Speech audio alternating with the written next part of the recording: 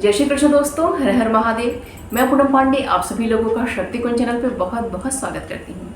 भगवान शिव और माता पार्वती की कृपा पाने के लिए प्रदोष का व्रत किया जाता है। प्रदोष का व्रत प्रत्येक महीने की कृष्ण पक्ष और शुक्ल पक्ष की त्रयोदशी तिथि को रखा जाता है। प्रदोष का व्रत सर्व कामना पूर्ति अर्थात सभी प्रकार की मनोकामनाओं को पूर्ण करने वाला कहा गया है। आश्विन मास के शुक्ल पक्ष का जो प्रदोष व्रत है वो भौम प्रदोष है, क्योंकि ये जो प्रदोष व्रत है वो मंगलवार को पड़ रहा है। प्रदोष के व्रत में वार का बहुत ही ज्यादा महत्व होता है।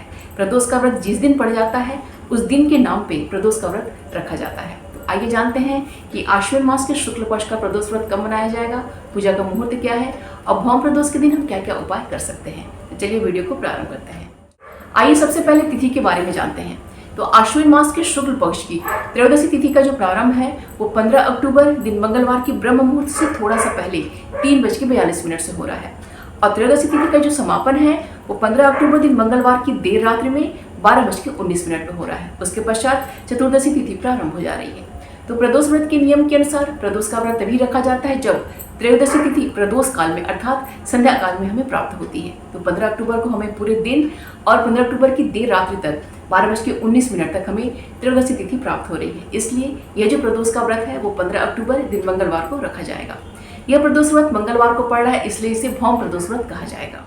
हम सभी जानते हैं कि सप्ताह के जो 7 दिन है वो किसी न किसी देवी देवता को समर्पित है और सप्ताह के जो प्रत्येक दिन है वो किसी न किसी ग्रह से संबंध रखता है। तो प्रदोष के व्रत में बहुत ज़्यादा फायदा होता है कि इस दिन शिव पूजा से शिव पार्वती की कृपा तो प्राप्त होती ही है, साथ ही साथ जिस दिन पड़ता है उस दिन का जो स्वामी होता है उसकी पूजा का भी लाभ प्राप्त होता है, साथ ही साथ जिस ग्रह से संबंधित होता है उस ग्रह का भी लाभ प्राप्त होता है। मंगल ग्रह का एक अन्य नाम है भौम, इसीलिए मंगलवार को जो प्रदोष व्रत पड़ता है उसे भौम प्रदोष व्रत कहा जाता है। मंगलवार का जो दिन है वो माँ दुर्गा अर्थात माँ गौरी को समर्पित है। साथ ही साथ इस दिन हनुमान जी का भी पूजन किया जाता है और इसके साथ ही साथ इस दिन मंगल ग्रह का पूजन अर्चन भी किया जाता है। तो भौम प्रदोष के दिन माँ गौरी का, हनुमान जी का और मंगल ग्रह का तो आशीर्वाद प्राप्त होता ही है, साथ ही साथ शिव पूजन से शिव पार्वती की कृपा भी प्राप्त होती है। 15 अक्टूबर का जो प्रदोष व्रत है वो ध्रुव योग में और वृद्धि योग में संपन्न हो रहा है और ये दोनों ही योग बहुत ही ज्यादा शुभ और बहुत ही ज्यादा मंगलकारी है। ये जो प्रदोष व्रत है ये पूर्व भाद्रपद नक्षत्र में संपन्न हो रहा है। 15 अक्टूबर को जो शिव वास है वो नंदी पे है और जब भगवान का वास नंदी पे होता है तो उसमें शिवलिंग का अभिषेक करने से हमें हर कार्य में सफलता प्राप्त होती है। प्रदोष के व्रत में प्रदोषकालीन पूजा का अर्थात संध्याकालीन पूजा का विशेष महत्व होता है। तो इस दिन प्रदोषकालीन पूजा का जो शुभ मुहूर्त है वो शाम में 5:15 से लेकर शाम में 7:44 तक है। 15 अक्टूबर दिन मंगलवार को जिस दिन भौम प्रदोष है उस दिन सुबह जल्दी उठ के स्नान आदि करके सूर्यदेव को अर्घ्य देना चाहिए और माता तुलसी को जल अर्पित करना चाहिए। इसके अलावा इस दिन सुबह में हनुमान जी का पूजन अवश्य करना चाहिए, क्योंकि हनुमान जी भगवान शिव के रुद्रावतार माने जाते हैं। इसके अलावा अगर आपकी कुंडली में मंगल ग्रह कमजोर है, आपका मंगल दोष चल रहा है, तो आपको इस दिन मंगल ग्रह के 21 नाम या फिर 108 नाम का पाठ अवश्य करना चाहिए और इसके अलावा मंगल ग्रह से संबंधित दान पुण्य का कार्य भी करना चाहिए।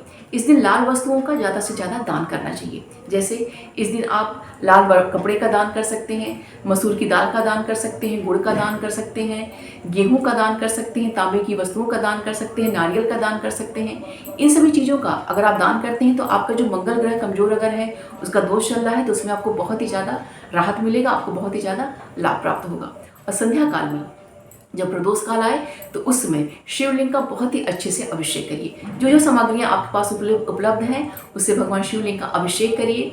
उनके आपके पास जो पत्र पुष्प उपलब्ध हैं उससे उनका श्रृंगार करिए, उन्हें जनेऊ अर्पित कीजिए, उन्हें भोग आदि अर्पित कीजिए। और इस दिन माता गौरी को सिंदूर अर्पित करना मत भूलिएगा अगर आप सुहागन हैं तो।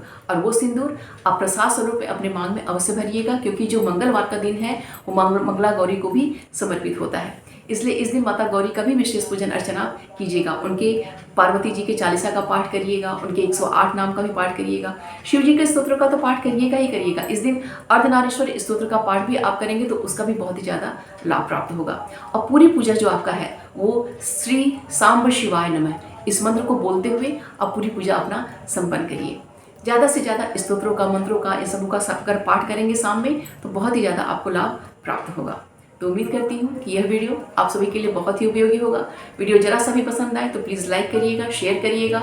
चैनल पे अगर नए हैं तो प्लीज़ चैनल को सब्सक्राइब अवश्य कर लीजिएगा। मिलते हैं अगले वीडियो में। अपना और अपनों का ख्याल रखिएगा। जय श्री कृष्ण, हर हर महादेव।